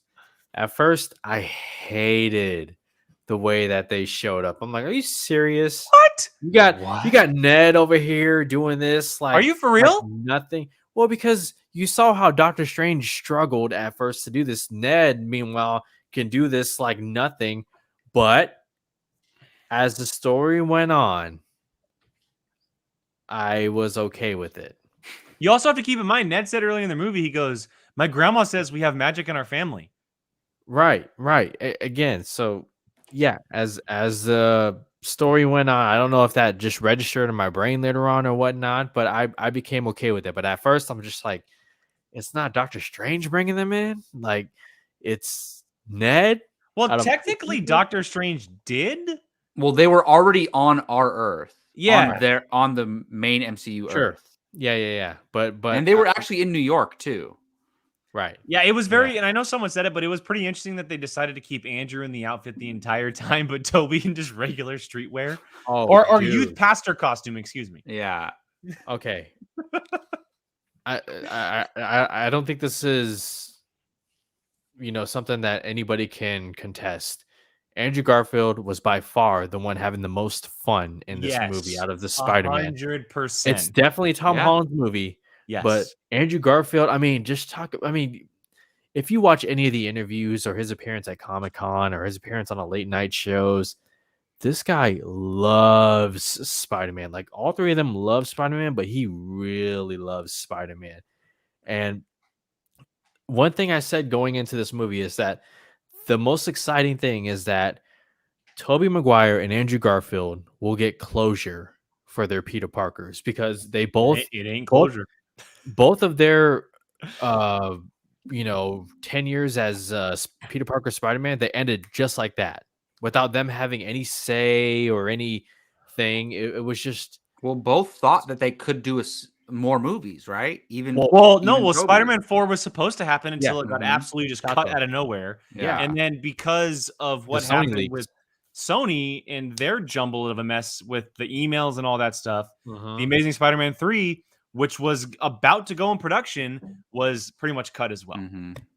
Yeah, no, totally. And for them to both come back, and we'll see if it's a second chance. I hope it's a second chance with Andrew Garfield, but at the Oh, it very is. least, Oh, it is. it was an opportunity to play the character again one more time under a studio that seems to do its characters justice while making sure the actors and actresses, for the most part, have an amazing time and an amazing experience. And there's a line where Tobey Maguire is like, "No, you are amazing," and I'm like, that is a callback to the Amazing Spider-Man movies. Oh, Oh, yeah. 100%. 100%. That whole scene, by the way, when they're talking about like yes, where Peter 1, and we should know how Peter 1 is. He's like, yeah, I went to space and fought an alien. And then Peter 2 is like, wait, I'm still stuck on that. You went to space. And then he goes, yeah, I mean, I fought a Russian guy in a mechanical rhino. yeah, And like they were talking about their villains, and like he was like, oh, I want to go to space. And so like to me, even though I think at this point right now, because we've had more of him, that Tom Holland is the better overall when it comes to Peter and Spider-Man. I have always said that Andrew Garfield is the more comic accurate when it comes to Spider-Man. The way that he talks and interacts with the villains as he's fighting them is the most Spider-Man thing you can ever do. When he's fighting Electro and he's like, Max, like he starts talking to him, that is a Spider-Man trait through and through. And that's something that Tobey Spider-Man never really did. And that's something that Tom Holland Spider-Man has done, but he's been through so much dramatic stuff Yeah. that he's never had the opportunity to do so. Well, we didn't see him fighting street level crime, And a we're lot. going to, because that's where yeah. the movie ends. Mhm. But to this point, and to your point, Gio, Andrew Garfield was by far having the most fun. He clearly loves this movie. And to what rumors are saying, he has loved working on this movie and with the studio so much that he already wants to come back. He wants to get something going immediately. He wants to return as the character. Who, Garfield? Garfield. Oh, of course he does. In You know, whatever capacity that it is, he that wants was to like be his back. childhood dream to play Spider-Man. it can. And I work. have two great ideas that they could do it. But We have multiple Batman in the DC. It can work, guys. I'm No, just it saying that- absolutely can work. I'm just saying that the well, opportunity. no, not for- you guys. I'm talking to. yeah, no, I'm just saying. The I'm agreeing with opportunity you. for him to be Venom Spider-Man is right there. Oh, The opportunity for him to mentor Miles Morales is right there. I mean, please. Look, Please. we technically don't know. saying We technically don't know that Andrew Garfield and Tom Hardy don't exist in the same world. well, no. So here's There's the thing. nothing Remember, to contradict that, right? well, no. So here's something that can support that idea. What is the one thing that Tom Hardy was doing in that post-credit scene? What was he doing? He was learning about the Avengers, and the last thing he said was, "I need to go to New York." Mm-hmm. He gets sent back to his universe. What happens when he returns to New York? Andrew Garfield's Spider-Man. Dude, Boom! hey, there was a perfect fan edit Boom! trailer featuring Andrew Garfield. It's on YouTube. Oh, I know what you're You haven't talking seen it? about. Yeah. And Tom Hardy and Andrew Garfield fit better together. They're closer in age. They Venom look 3 I is love it. Andrew Garfield's I love return it. as Spider-Man. Please. and look at Please. the way things ended. A lot, even though everybody forgot who Peter Parker is, Tom Holland is still in the MCU.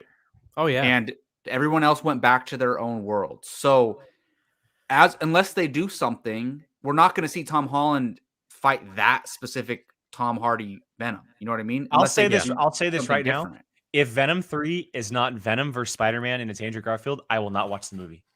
I will not watch the No, movie. hey, I'm with you. No, Jake. That makes because perfect sense. let them He's be going. Carnage. They literally set him up to go to New York. And wait, Well, what was look. happening at the end of Venom 2? He was on the run. He was Well, look, he left. Where is Oscorp he going? exists in the Venom world, And it's the Oscorp Oscorp from the Amazing Spider-Man. and it exists in the Amazing Spider-Man. They're doing this. Yeah. They are doing It this. is. I'm saying it right happening. Venom versus Yeah. Spider-Man is happening. now. I'm with you, Jake. Yeah. It is happening. That They're- makes a they're- lot of sense. And then you can still have Tom Holland here doing his thing. You And I know people have been saying like, okay, well, we can have a young Miles Morales because, and Miles and Tom Holland can be the same age because Tom Holland disappeared for 5 years. Miles caught up to him in age. Like that can still happen where they're going together as Spider-Man. But to me, it would make a hell of a lot more sense if Miles popped up as a younger kid with Andrew Garfield's Spider-Man as a little bit of more of a mentor as the classic story fits. I would like that.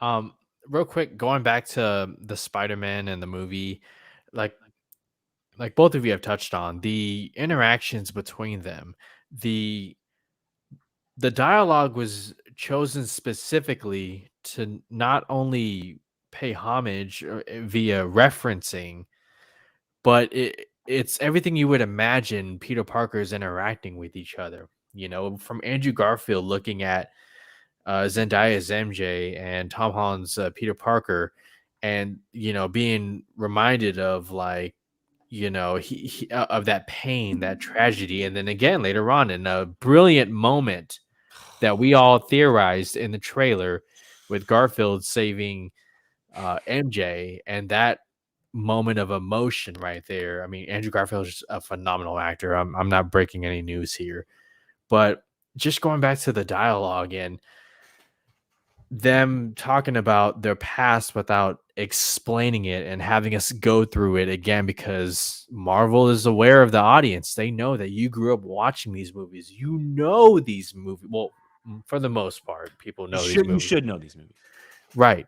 And I just like every line of dialogue between the Peter Parkers was spot on perfect. These writers, they did their homework and they paid attention and they delivered. Well, and Gio, I don't know if you know this, but did you know that John Watts sat down with both Sam Raimi and Mark Webb? Oh, really? No, I didn't know that, but I'm so Sat thankful down that with he both did. of them. And I believe, if I'm not mistaken, Sam Raimi was even on set because he was obviously working on Doctor Strange 2, and they wanted to see how they were dealing with Doctor Strange, but obviously having Toby there. But John Watts sat down with both directors because they directed the two of them, obviously. He was able to pick their brain. I got a question That's for cool. both of you. That's Yeah, go really ahead. cool. Go ahead. Do you think Sam Raimi being involved played a big part in Tobey Maguire ultimately agreeing to come back? Because we're talking about, I mean, I'm not sure when the last time we actually saw Tobey Maguire. I think his IMDb said like 5 years ago or Pawn something. Sacrifice, maybe that chess film, something like Right. that. But like, do you guys think Sam Raimi being involved in the MCU played a huge role in Tobey Maguire coming back? I think Like, so. I think that in the idea of this movie of kind of like, in a way, even though he's not, in a way, he kind of plays like this Uncle Ben figure, right? The one who has been through it all, and Sure. he is now here for the younger Spider-Man. And like he says in the movie, he has this sense that he needs his help, right? Like, Right. I think that story element probably attracted him a lot.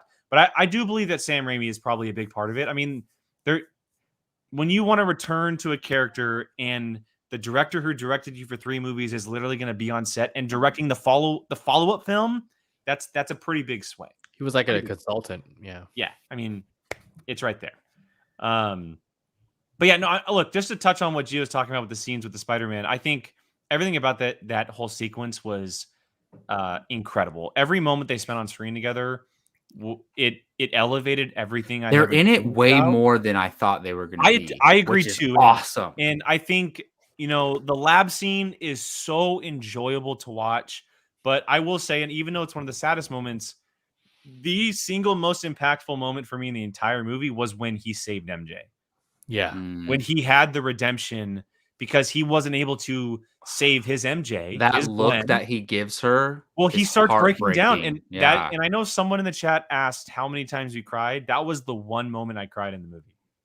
I legit shed tears when he looked at her and she said, "Are you okay?" And he's like, it's almost like a weight lifted off of his shoulders that he was able to do that for, again, another Spider-Man who is going through just as much as they have been through already. Because as we learn, when he enters the universe, it's like 5 years after Amazing Spider-Man 2. It's later in the game. I want to Oh, see yeah. what he's been up Like to, man. he's been doing it for 4, 5, 6, 7 years, and he's gone through, like he said, he got violent and he got mad and he got There you pissed go. Thank off. you. I love that And- when he says, yeah. "I stopped pulling my punches." That's Yeah. a big deal for a Spider-Man. That is a big Mhm. deal for a Peter Parker character.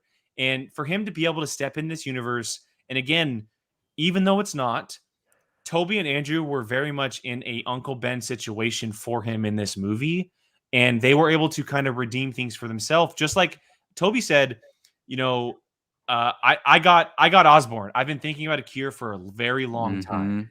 Like that's redemption for him. And then Andrew saving MJ, that's redemption for him. And that's what this is all about. But it also opens up the doors to so many possibilities for them to possibly show up or have a story about them or a TV series or a cameo or whatever it may be. The dialogue, it was so It's great. It's great. spot on. it's great. And if I may, the swinging sequence, I would have liked to have seen a little bit more, but watching it a second time and seeing them swing past the Statue of Liberty, and then I forget who Spider-Man it was, grabs the other two, It's Toby's. swings It's them Toby's. forward. So yeah, so Toby's then- he shoots it, Holy and then the other shit. two shoot their web and they connect. Oh my god, I want to watch that in slow motion. So I just- actually I was scrolling through Instagram and there's actually a bootleg someone had recorded that scene. I'll send it to you guys just so you can watch it. Oh, I but thought you were gonna show it right now. no, I don't want to show it just in case. But yeah, no way. that moment when they decide, like when he says, like, I don't want to brag, but I was in the Avengers, and they're like, that's awesome. What's the What Avengers? is the Avengers? Yeah. Yeah. And then the whole thing when they're like, because it's true. They're like, I don't know how to work as a team. And that is the most Mhm. truest thing about a Spider-Man, right? Like that is so true. But then they figure out the whole plan on getting one out, etc. Take And one then out the at a scene time. of them Yeah, running and jumping off of the scaffolding, and they're yelling and screaming like yeah. They're having like, the time of their "Woohoo!" like, life. yeah. That is Uh-huh. that is the purest Spider-Man moment I have ever Oh, seen. And then when it's they so land great. and each of them are doing their specific poses from their movies, where Toby's has his limbs together, Andrew Garfield is kind of standing up, right? And then Tom Holland has the one hand down and the one arm up. All of them in their like, I lost my mind. Lost my mind. I Yeah, will say that was incredible. You guys can go now because I've talked. Oh, Jacob, did you have anything to say or? Go ahead. Okay.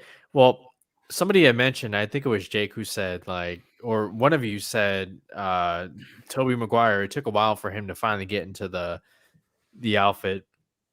I'm thinking, and again, like this is going back some time, back in the day, I don't think those outfits were as comfortable as it was today. So maybe a part of his terms and conditions for coming back was that, when we do see him in the outfit, it's only for a limited amount of time.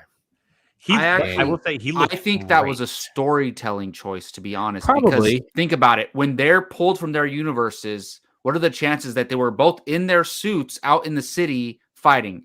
I think Garfield's Spider-Man was just out in the streets in his Spider-Man suit. I think Toby was just like chilling at home or at work or something. Yeah. And they got pulled into the universes. And that's just what they were wearing at the time.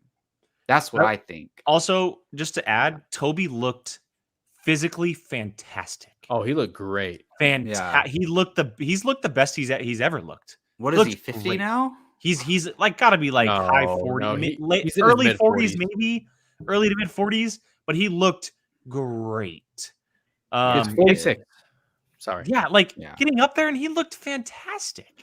So with them three, like we talked about, the conversations are amazing. And the cool thing about this is we got to see characters that, even though they're in the same universe, they never talked, like Doc Ock and Norman Osborn. We got was to see great. them interact, and we've I never appreciate seen them that. talk before. Yeah. And then Mhm. other villains, but also just seeing, even though it's the Tom Holland Spider-Man movie, seeing Toby and Andrew, there's two moments. There's the back cracking moment, but there's the moment in the lab when he's like, do you have somebody? Yeah. And Andrew's like, no. Yeah. He's like, I don't have time. Yeah. And then Toby basically says, yeah, just don't give up. we made it work. You know, basically implying that he's still with MJ. But he said it's complicated. Yeah. But what the hell does that mean? It's complicated. I was hoping we would see just a cameo from Kirsten Dunst, because one of the rumors was it was going to go back to Tobey Maguire's universe where him and MJ have a kid. Oh, And yeah. Their daughter It becomes. would have Baby shown Spider-Man. that, Mhm. but it didn't. And they name her did Gwen, not. and it's Spider Gwen. Oh, interesting. I'm No, just- but they really do have a daughter in the comics who becomes another Spider.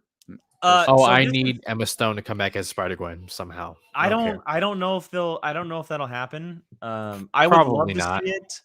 I would love to see it too, but I think we'll get a younger live action Spider-Gwen with Tom Holland, maybe, or with Miles. Well, Maybe. and that's something that we can talk about, right? Because the ending, and I've heard a lot of people talk about it.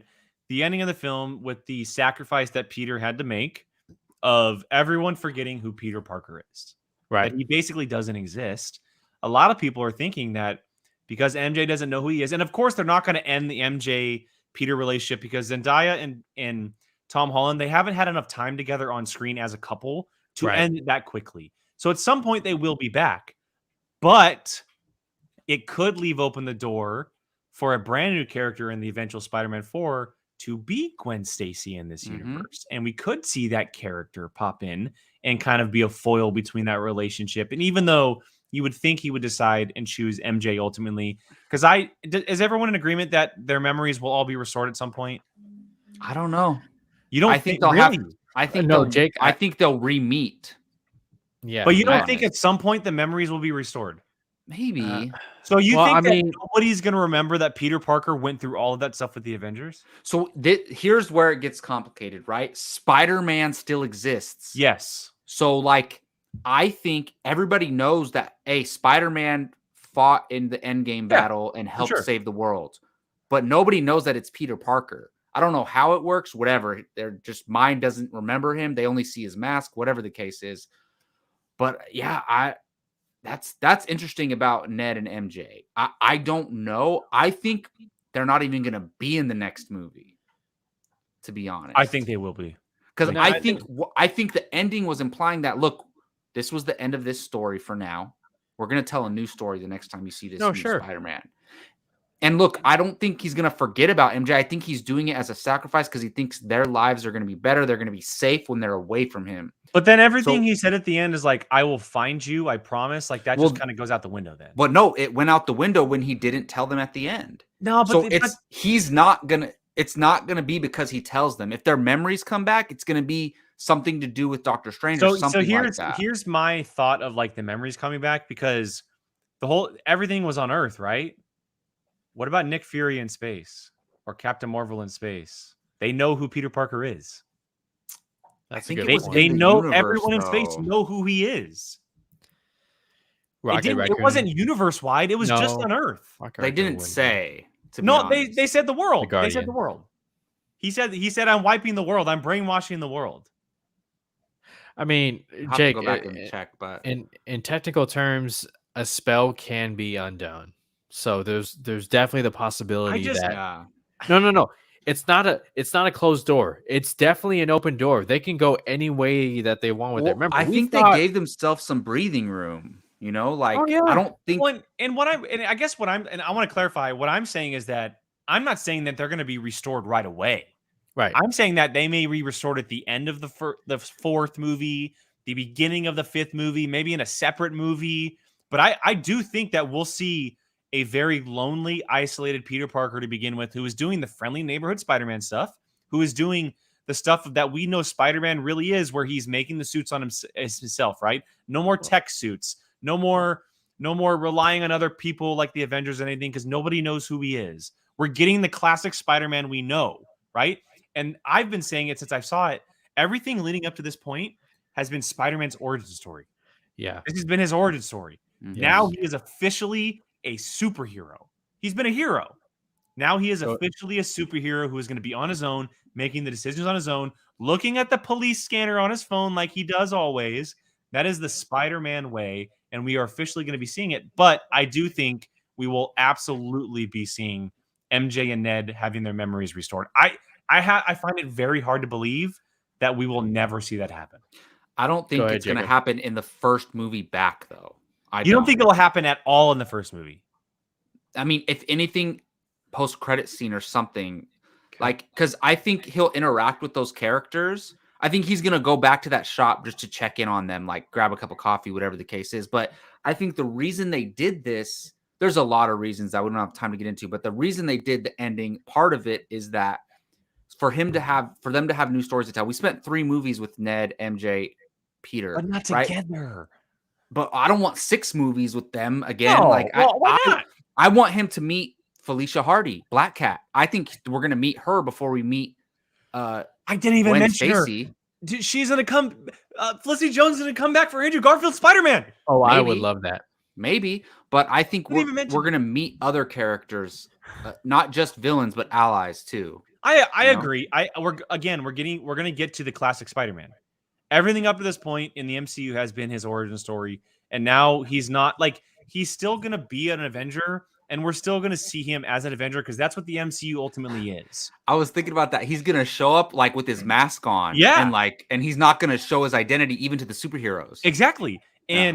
But ultimately, these stories now they get the chance to tell the classic Spider-Man story, which is super cool. For Gio, sure. go ahead. Gio, what were you gonna say? And then we got Well, a super before chat too. Before I go, may we do the super chat real quick from Yeah. I'll go and bring it up. So, Thanura. I thoroughly apologize for butchering your name, but Thanura Thank you Ravindra. so much.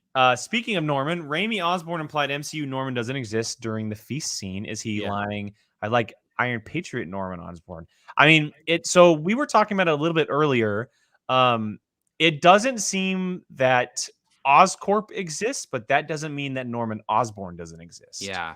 They said Oscorp. They never said Norman Osborn. So I don't think he's lying either because they would know that, right? It's a worldwide company. It's an interesting situation, but that doesn't mean that we won't see him. And I know some people were talking about it. There's a high possibility that someone like Kingpin could take his place for a while with his involvement.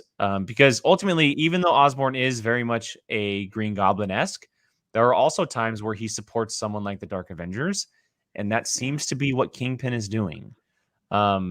We could see Kingpin be the villain of Spider-Man 4. Like, that's ultimately what they could be doing. Oh my They could be setting that up. And don't get me started on that. Go ahead, Gio. So this is largely irrelevant, but one of the early rumors was that when William Dafoe's Norman Osborn came into the MCU main timeline, the sacred timeline, one of the early rumors was that he immediately killed the Norman Osborn that was in the MCU. We obviously know how No Way Home played out, but I wonder if they're going to do something with that later on. They could go several routes with the Norman Osborn.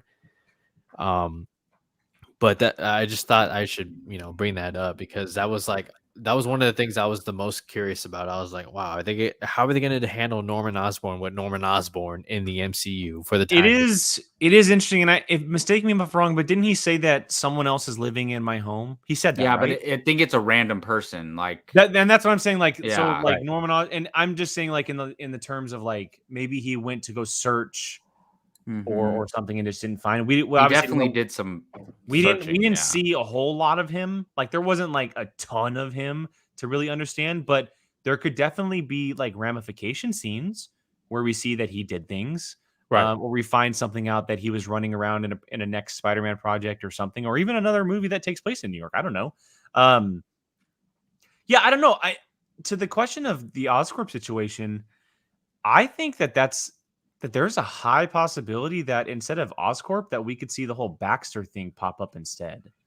The Fantastic Four. Yeah. Where that's like the big corporation that people are dealing with, and a lot of stuff kind of goes through there.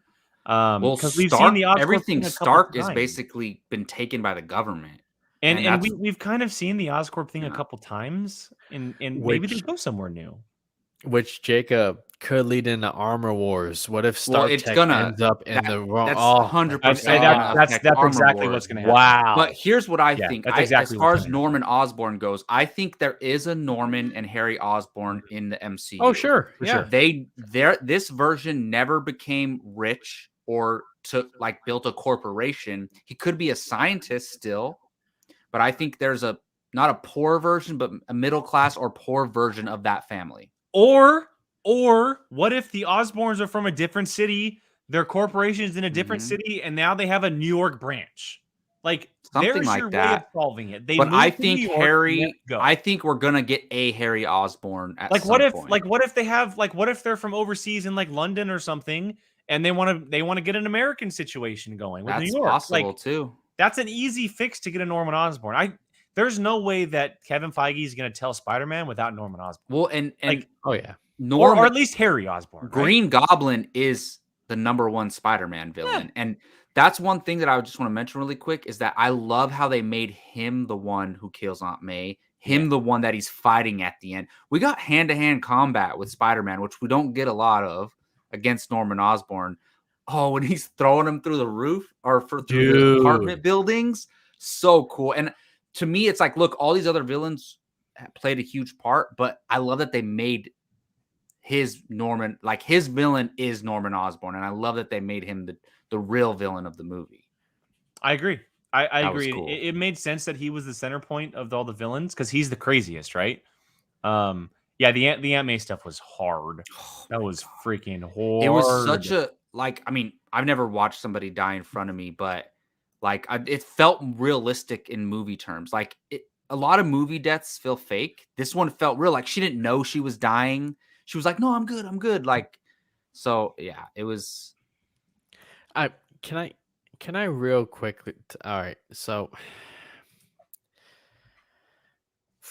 I get what they were going for with Aunt May and the death and whatnot. For me, it did not hit in the way that maybe the filmmakers hoped it would, because for myself, I didn't. Marissa Tomei is a great actress, Oscar winning, we know, but I felt like they could have given her Aunt May character a little bit more in the movies. Like, you think back to Rosemary Harris, I think her name is, the original Aunt May. Like in Spider-Man 2, she has that scene where she's given that speech about, I believe there's a hero in everybody and whatnot. And like that Aunt May was solidified. With this Aunt May with Marissa Tomei, I feel like they didn't really solidify her enough for that death scene to be as emotional as for myself I wanted it to be.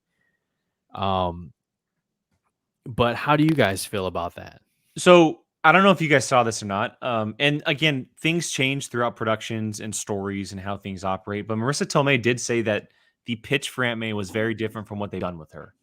That she was supposed to have maybe a little bit more involvement, a little bit more to do. I will say, I think she got lost in the shuffle of everything going on outside MCU. His involvement in the Avengers and Tony Stark being in the first one and him going to Europe in the second one. And, I think things change throughout storytelling. It still hurt for me because I know how much she meant to him. No matter how much we saw on screen. And would I have liked to see more of her? Yes, because I think she was a great Aunt May. I think she was a great Aunt May. The way that she was able to kind of talk to him, especially in this movie, she was very much his center point. And the idea of making her the Uncle Ben character is one of the smartest things I've ever seen done in any superhero film. And that specific scene was very powerful and very emotional. But I will say, I do agree that I wish we did see more of her. This was the most she's ever had to do, for sure. But I wonder if going back to the original, when they pitched Spider-Man, if the second movie was ever supposed to take place in Europe, because that takes Aunt May out of the equation for that movie. Yeah. So things just change, and that's unfortunate, but I think she served her purpose, and she served her purpose really well. And as sad as it is, she still is a very pivotal point for Peter, for sure. I'm almost like on a complete opposite side of Geo, to be honest, because if the Uncle Ben deaths work for you in both Spider-Man movies, then this should work for you because you've had way more screen time with Aunt May than you ever had with Uncle Ben. And just knowing that she's his aunt and she helped raise him, it is a lot. But also, look, you got her in Civil War. You got her in all 3 Spider-Man movies. Like, I think she had enough screen time for it to have an impact for me, at least.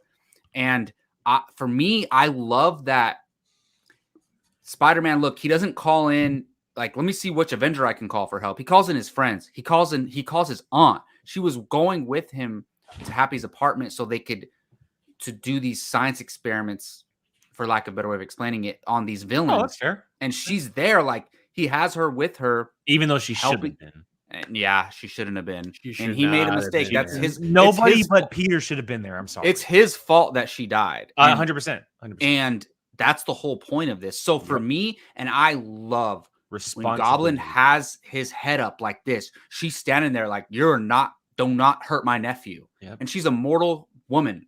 And I'm just like, and so it hit me, to be honest. It really did. Well, and so all that going down, and I had kind of had an inkling, like a very small one, that Aunt May could have died. Well, we I just talked never thought about it on the episode of Now before this. I never thought that they were going to do it, just because I thought previously that the Uncle Ben stuff had happened. It never even crossed my mind. They implied it too. It never even crossed my mind that the whole with power comes responsibility situation had never been said.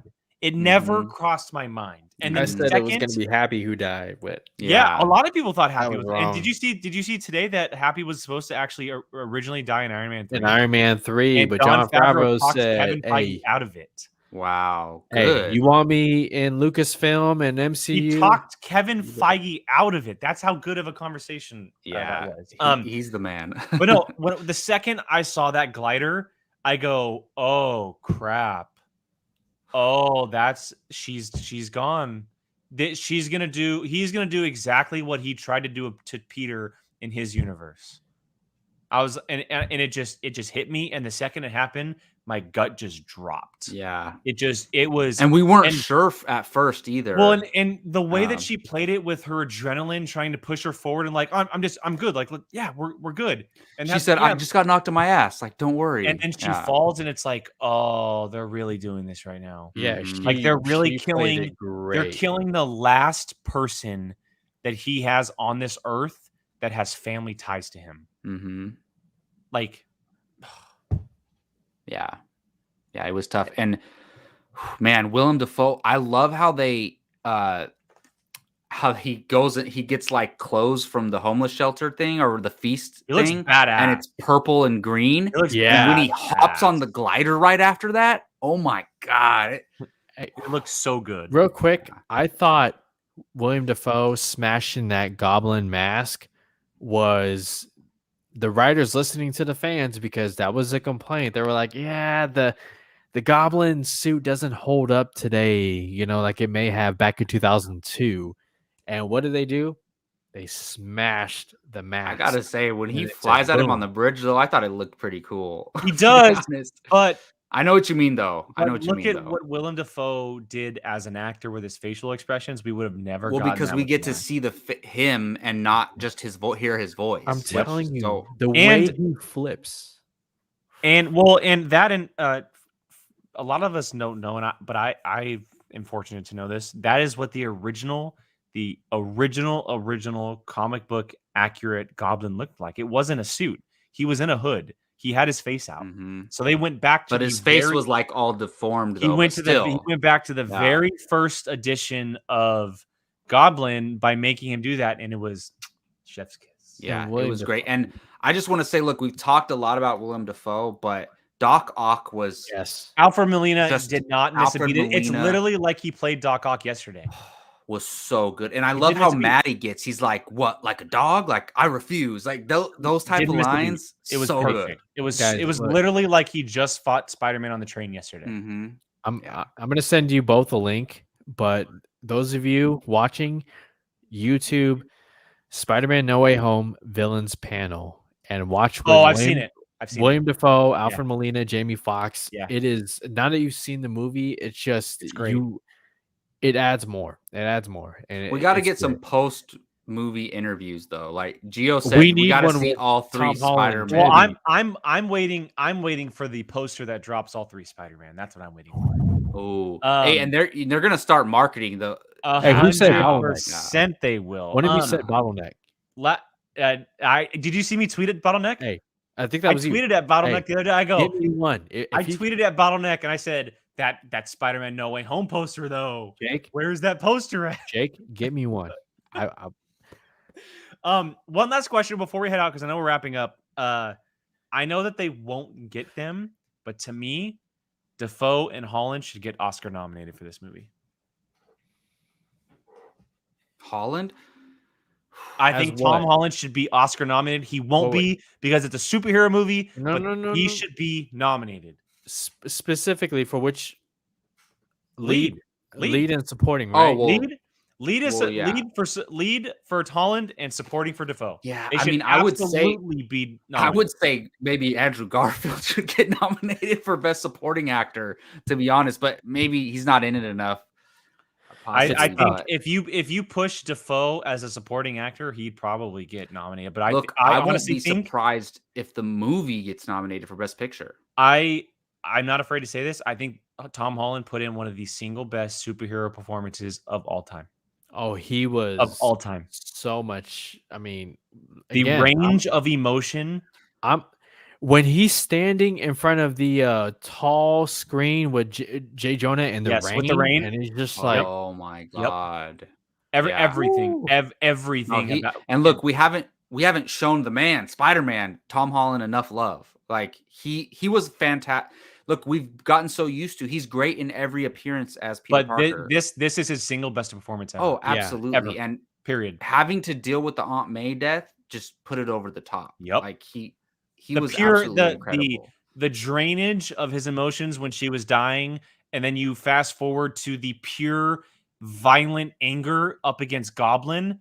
There's nothing like it in a superhero movie. I'm like, it's one of the single greatest performances ever in a And we've never seen angry Spider-Man. We got it a few times. One time when Doc Ock says, "I should have killed that little girlfriend of yours," and he said, "Yep, what did you say?" Yep. And I love Tom Holland's voice when he says that. Yep. And then obviously at the end when he's trying to kill Goblin. 100%. Awesome. But this isn't the last time we're going to talk about this movie. So no, not at all. Yeah. Because Brian obviously left early and our fellow gentleman, Mr. Keith Barnes, was not able to make it tonight. So. All I'll say is, look, as far as like blockbuster movies, for me, this is as good as it gets. Agreed. This is as good as it gets. Agreed. I don't know what can top this. Agreed. Okay, so I can't wait for this now episode. It gives me time to think, but up until last week, there was a clear-cut #1 movie of the year for me, and now there's still a #1 movie for me. This is #2. And so we're going to be doing, that's a great plug, Gio. Thank you so much. We're going to be doing our rankings at the beginning of January for 2021. We will also be previewing the 2022 movies at the beginning of January as well. But Jacob, we also want to talk a little bit and mention something about Keith as well. Do you want to take the honors in doing that real quick before we head out? Sure. So those of you who are viewers of us, you guys know Keith Barnes. He is one of our 5 members, and Keith's doing great. He's doing okay. He's doing fine. But his daughter is currently having a procedure done, and we're just hoping the best for her and hoping it works out. I don't know exactly all the info. Do you guys have more info on that? And Gio, mistake me if I'm wrong, but Keith gave us the okay to say this. Yeah, he did. Yeah. His daughter is having liver transplant surgery. Yes. And we've known for a little bit that some things have been going on, but we got word today that it's officially happening. And he actually reached out and said, "Hey, can you tell our viewers and send some positivity our way?" So if you guys can blow the chat up right now, you can see him on Facebook. You can see him on Twitter. Keith Barnes 79 is his Twitter. obviously we expect everything to go fine and dandy. But all the positive thoughts and keeping, his family in your prayers is always the priority. And he wanted to make sure that happened. And you guys knew why he's been missing a little bit too much lately. He will be back and everything will be fine, but it's just a little bit of a bumpy road right now. So, yeah. So we're sending all our prayers and good thoughts to him and his family. And he's a part of our family here at Apocaflix Movies. So, and he knows you guys will show him some love. And if you can, pop over to his Twitter, send him some love. I'm sure he'd really appreciate that. And yeah, shout out to his daughter. She watches our videos. She's a big movie fan as well. Keith literally told us while they were talking that she said that she was super bummed that she couldn't watch Spider-Man. Yeah. That was the one thing that she had said. And so for any of you who may not be watching live, who's watching the replay, if you can send some love in the comments, just leave a simple comment for Keith so we can read it, give him a little bit of a breather from what's going on. We really, really appreciate it. And you guys here every week, but you're just as much a part of our lives for doing this on a weekly basis and being here. So we appreciate it. We really, really thank you guys. So yeah. And by the way, it's his daughter Sophia.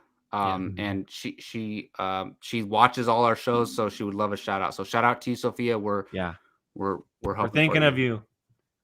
Hey, when you get through with this, Sophia, and you're all done, come with us to watch Spider-Man across the Spider-Verse, right? Spider-Man across the Spider-Verse. Yeah. Come with us. Yeah, absolutely. And you'll be watching Spider-Man No Way Home as soon as you can. Oh, she's going to be watching it in a heartbeat. She's going to be absolutely. Yeah. But thank you guys all for joining us tonight. We truly appreciate it. And like Jake said, this isn't the last time we're going to be talking about Spider-Man No Way Home. It's a huge major event film, and it obviously has a huge impact on all of us. So it won't be the last time we're talking about it. So come back. We'll have more content covering the subject going forward. I want to thank the guys on the panel as well. Let them know where they can find you guys online. I'll start with you, Jake. You can find me on Twitter at Qui-Gon Jake, 2 N's because someone else took it before I did. You can find me here multiple times a week. Tomorrow, our Marvel Rewind finale, everybody. Hawkeye. It's going to be crazy. It's going to be wild. We're going to be geeking the F out. I'm excited as hell. So that's going to be fun. Mandalorian Club returns next week. POV is doing our thing in the offseason as much as possible. And I hope to have a Whiskey Jedi episode out this week. It's been a little crazy lately in this household. But I'm super excited with some topics that I have lined up. And so join me there for some Star Wars and whiskey. Oh yeah, I'm gonna try to stay up till midnight to watch Hawkeye. We'll see how that goes. Gio, how about you, man? Yeah, you guys can obviously find me here, Apocaflix Now, Marvel Rewinds, Mandalorian Club return next week. I do have my own channel, Fandom United, where it's a lot of DC talk. We're trying to stay positive, okay? Hopefully the Flash movie got some stuff up his sleeve, we're all fans of both DC and Marvel, so yeah, your move, DC. Let's see what you can do. And yeah, it was just fun, positive discussions. This was a good one, guys. So absolutely. And you can find me on Twitter at Jacob Bartley 824. And I also do a YouTube channel with Keith Barnes called Bartley and Barnes. And we are going to do a show in December. Whenever Keith's ready, we'll get that going. And we're going to talk more No Way Home because obviously Keith didn't get to be a part of this spoiler discussion. We're going to try to get him back on Apocaflix to talk No Way Home, but we're definitely going to do a deep dive on No Way Home on Bartley and Barnes. So please come check us out there. And again, like Jake said, check us out tomorrow or this week, sometime soon for Marvel Rewind. We'll be talking tomorrow. Episode 6 of Hawkeye, and every Tuesday at 7:30. 7, Jacob. 7. Oh my God! All right, look, that was 7:30. We used to do 7:30. then we moved it back to 7 every Tuesday at 7 p.m. Thank you all for joining us. Whoa, we just got a super chat. One last super chat. Real quick. One last super chat. Something they should do with Andrew: make him MCU's Ben Reilly Scarlet Spy. Oh. That could be interesting. That's a thought for another day. That's a thought for another day. Thank you so much. Thank you, guys. Thank you for the extra super chat. We'll see you next time.